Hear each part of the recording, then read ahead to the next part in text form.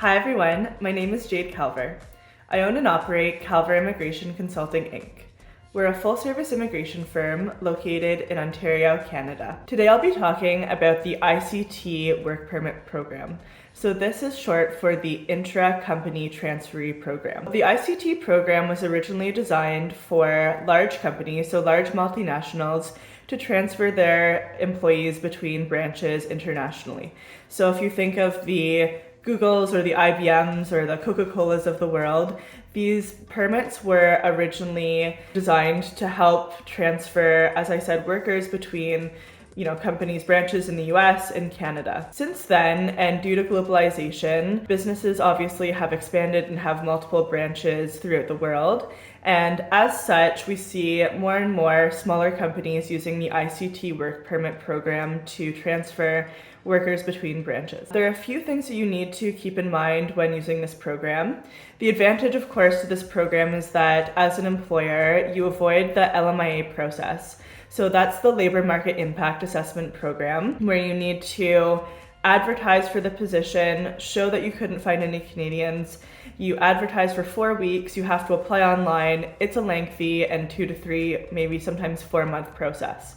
So often when we're evaluating an application, we'll ask, are there any branches of this business outside of Canada or inside of Canada? And if so, can we transfer the employee between the two branches? So once you've established that there are 2 branches to a company, we also need to evaluate a few things. So first of all, is there an eligible employer-employee relationship, and is there an eligible relationship between the 2 entities?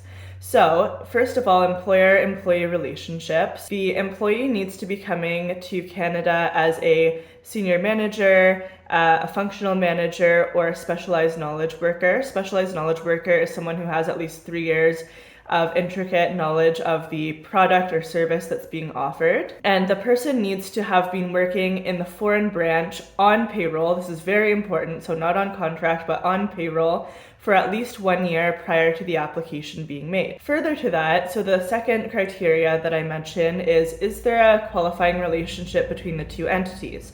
So Immigration Canada has very specific information about and criteria for the relationship between the 2 entities. So they need to have whether it's privately owned by one person or a group, the relationship between the 2 entities, they need to have the same controlling interest. Instructions dictate that there can be a subsidiary relationship or a parent relationship. Whatever it is, we look at the articles of incorporation for the 2 entities and make sure that they're effectively controlled by the same group. And that way, we ensure that the correct relationship exists between the foreign branch and the Canadian branch. Non-qualifying relationships would include contractual agreements, franchise agreements. Those do not count. There needs to be incorporation on both ends, and there needs to be the same controlling group that, again, has ownership of the 2. So once we've evaluated that these 2 criteria are met, we can then file for a work permit application directly. So there's no need for authorization from Employment and Social Development Canada.